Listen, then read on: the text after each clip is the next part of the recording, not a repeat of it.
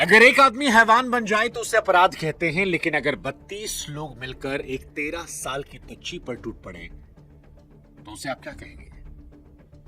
हाँ, हम और आप जब मर्दों के लिए आवाज उठाने में लगे थे तब राजस्थान में कुछ ऐसा हुआ जिसे सुनकर रूह कांप जा रही है, क्योंकि राजस्थान में 1 2 3 नहीं बल्कि 32 दरिंदों ने मिलकर एक 13 साल की मासूम को 5 दिनों तक नोच डाला। 13 साल की बच्ची को 5 दिनों तक। यह सोचकर डर लगता है कि उस बच्ची ने इन 5 दिनों में कितनी बार मदद के लिए हाथ जोड़े होंगे, कितनी बार रो रो कर कहा होगा कि प्लीज घर जाने दो।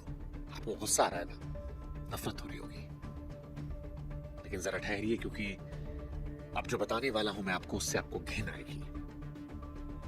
यह सब किसी सुनसान जंगल में नहीं हुआ है, यह शहर के बीचों बीच हुआ है, होटलों के कमरों में, जहां रिसेप्शन था, रजिस्टर था, स्टाफ था, सीसीटीवी था, सब था, बस इंसान नहीं थे।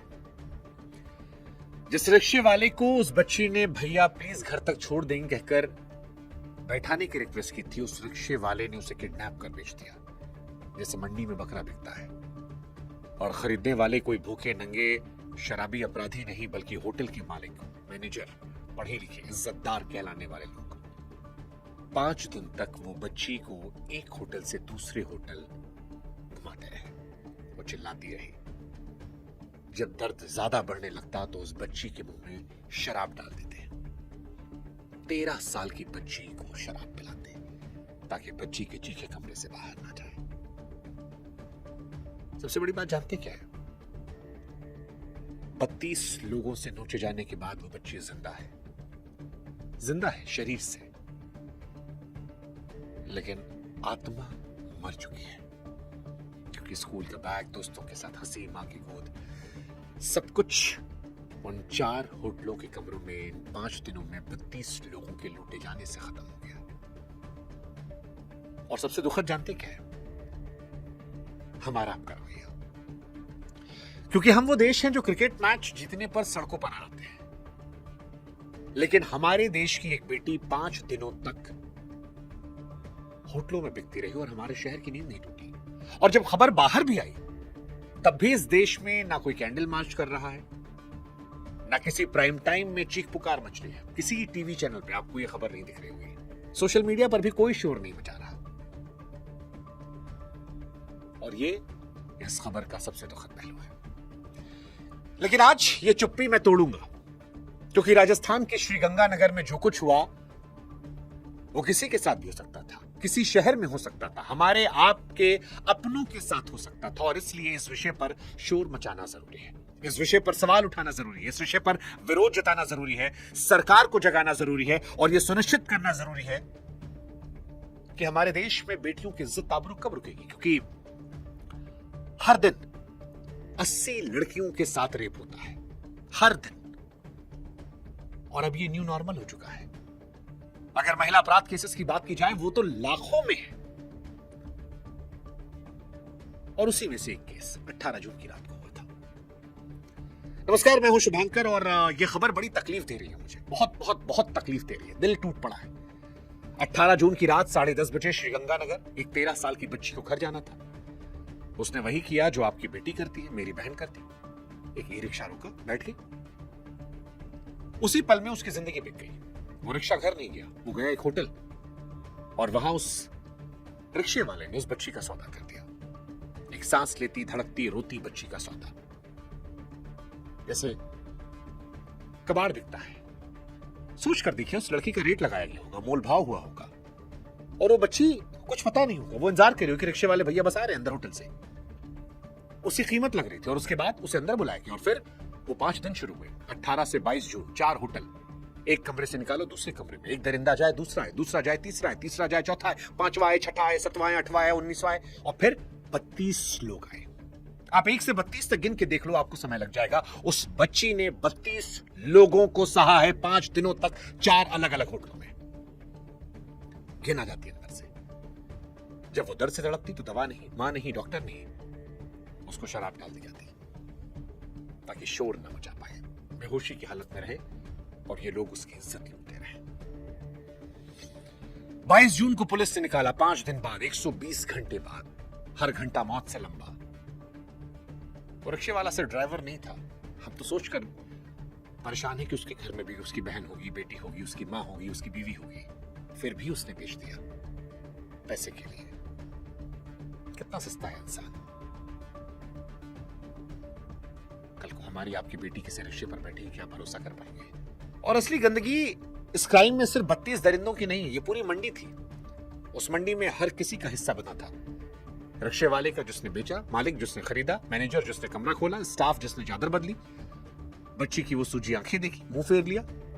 4 होटलों में 5 दिन तक एक बच्ची गड़गड़ाती रही। एक आदमी 100 नंबर नहीं मिला पाया। सबकी जेब में फोन था, लेकिन शायद जमीर किसी के सीने में नहीं था। क्यों? क्योंकि पैसा जेब में जाए तो कान बहरे हो जाते हैं, आंखें अंधी हो जाती है, और ये हवस से भी गंदी बीमारी है, लालच है। अरे जानवर भी बच्चे की चीख पर कान खड़े कर लेते हैं, लेकिन इंसान तो लाश बन गए। आप सोच कर देखिए, 5 रातों में जब सब सो जाते होंगे, वो बच्ची छत की तरफ देखकर क्या सोचती होगी? यही ना कि उसकी मां उसे ढूंढ रही होगी, उसका बाप खोज रहा होगा, भाई बहन परेशान होंगे।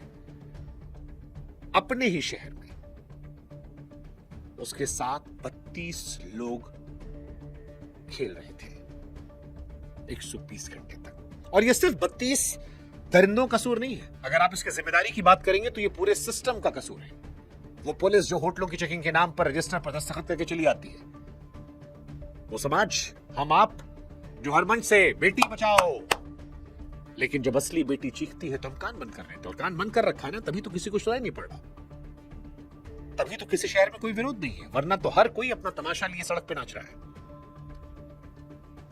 आप लगा दीजिए, आप जेसीबी से गड्ढा खोदिए, 1000 आदमी खड़े हो जाएंगे।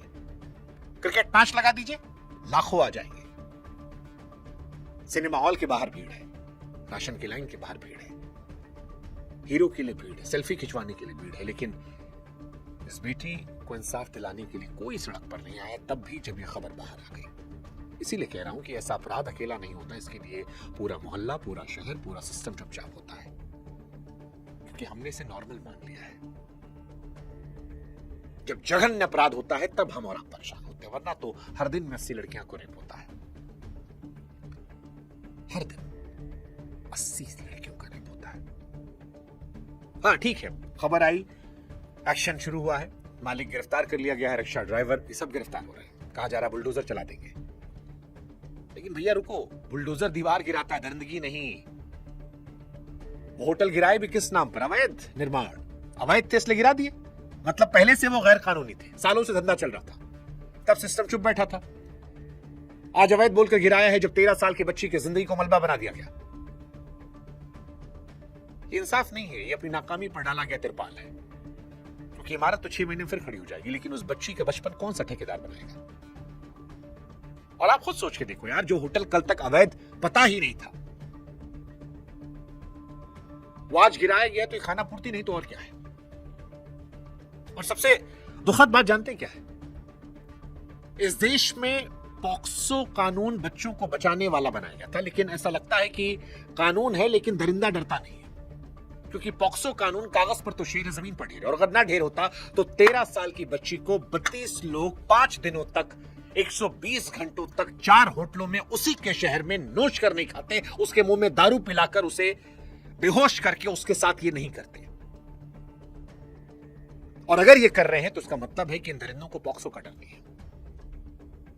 और जानते क्यों नहीं है? क्योंकि अदालत में पॉक्सो के लाखों केस चल रहे हैं, तारीख पर तारीख, तारीख पर तारीख, और हर तारीख पर वो बच्ची भरी अदालत में खड़ी होकर अपना जख्म दोबारा फाड़ती है अजनबियों के सामने, बार बार। फास्ट ट्रैक कोर्ट, नाम फास्ट, चाल गूंगे वाली है। दरिंदे जमानत लेकर बाहर, फिर उसी गली में सीना तान कर डर के मारे, कई बार तो माला पहनाकर स्वागत किया जाता है। ये हमारा इंसाफ है। जब साल 2012 में निर्भया हुआ था, तब देश ने उम्मीद की थी कि शायद अब इस देश में दोबारा निर्भया नहीं होगा, क्योंकि तब देश मोमबत्तियां लेकर निकला था, कानून की बातें हुई थी, भाषण दिए गए थे। लेकिन सच ये है कि हर रोज 80 लड़कियों की इज्जत लूटी जाती है। हर बार नई बच्ची, नया शहर, नई खबर, क्योंकि दरिंदों के दिल में डर नहीं है। वो जानते हैं कि सालों चलेगा, गवाह थकेंगे, फाइल धूल खाएगी, बच जाएंगे, कुछ साल में निकल जाएंगे। पॉक्सो में बच्ची से सामूहिक दंडगी पर फांसी लिखी है, लेकिन ऐसा लगता है कि वो लाइन सिर्फ किताबों की शोभा है। और एक सवाल मैं पूछना चाह रहा हूं, अगर 32 लोग मिलकर एक मासूम बच्ची के साथ खेल रहे हैं, तो क्या हर उस शख्स को जिसने कमरा दिया, चुप्पी बेची, जिसने बच्ची के हलक में शराब उतारी, क्या उन्हें हमारा कानून सजा देगा? और अगर 32 लोगों को सजा नहीं दी जाएगी, एक साथ ऐसी सजा जो नजीर बने, तो फिर ये सजाएं किसके लिए बनाई गई है? 13 साल की बच्ची के साथ ही कांड हुआ भाई साहब, 13 साल की बच्ची के साथ। हमारा आप सोए हुए थे तब हुआ है। आप खुद बताइए, खबर आपने सुनी थी? नहीं सुनी होगी ना, क्योंकि ट्रेंड नहीं है, कोई प्राइम टाइम की चीख नहीं है, कोई कैंडल नहीं जली ना, कोई सड़क जाम नहीं हुई। क्योंकि इस देश में गुस्सा भी साहब कैलकुलेटर लेकर आता है, नाम देखकर, सरकार देखकर, धर्म देखकर, फायदा देखकर, फिर तय करते हैं कि रोना है या छोड़ देना है। जिस बच्ची के दर्द में फायदा नहीं, उसकी चीख बहरे कानों से टकरा कर लौट जाती है। और सच कहूं तो थू है ऐसे चुनिंदा गुस्से पर, थू है। दर्द का कोई एजेंडा नहीं होता, एजेंडा हमने बनाया है। और जिस दिन बेटी की चीख पर पार्टी मजहब देखना छोड़ देंगे, राज्य देखना छोड़ देंगे, उस दिन सिस्टम की औकात नहीं है कि आंख झपका ले। वही है। बाकी वो बच्ची जिंदा है, घर लौटी है, लेकिन सच कहूं कि 13 साल की वो बच्ची जिसको 32 लोगों ने नोचा, अब उसकी आत्मा मर चुकी है। उसके सपने नहीं लौटे, उसकी हंसी नहीं लौटी, उसकी नींद नहीं लौटी है। शायद वो हर रोज उन 4 कमरों में वापस जाती होगी। शायद वो जिंदगी भर हर रिक्शे से डरेगी, हर होटल के बोर्ड से डरेगी, हर अजनबी भैया से डरेगी। वो हर रात को अपनी मां से चिपक कर भी अकेली रहेगी। उसका बचपन उन 4 कमरों में दफन हो गया। उसकी कब्र पर बुलडोजर का मलबा पड़ा है। हम उसका बचपन नहीं लौटा सकते, लेकिन इंसाफ दिला सकते हैं। इसलिए आज अपनी अपनी सरकारों को टैग कीजिए, अपने अपने सरकारों को लानत मलानत भेजिए। आप जिस भी प्लेटफॉर्म पर चाहे इस वीडियो को उठा के डालिए, उसी कई बार शोर मचाना जरूरी होता है ताकि बहरों को सुनाई पड़े। हम आशा करते हैं इस केस को आप ठंडा नहीं होने देंगे, क्योंकि जिस दिन खबर ठंडी होती है उस दिन फाइल भी ठंडी हो जाती है। इतना शोर मचाइए कि ये शोर अदालतों तक पहुंचे, सरकार तक पहुंचे, और उन 32 दरिंदों को ऐसी सजा दी जाए जिससे उनकी रूह कांप जाए, रूह कांप जाए। भविष्य में कोई ऐसा सोच कर भी डर जाए। क्योंकि अगर आज आप चुप रहे तो कल खबर में सिर्फ शहर का नाम बदलेगा, बच्ची का दर्द नहीं। और अगर आज हमने इस केस को आवाज नहीं दी तो कल कोई और बच्ची कहीं और बैठेगी और फिर यही होगा। फैसला आपका है कि आप सोशल मीडिया पर केवल ट्रोल और स्क्रॉल करेंगे या किसी बच्ची को इंसाफ दिलाएंगे। जय हिंद, जय भारत।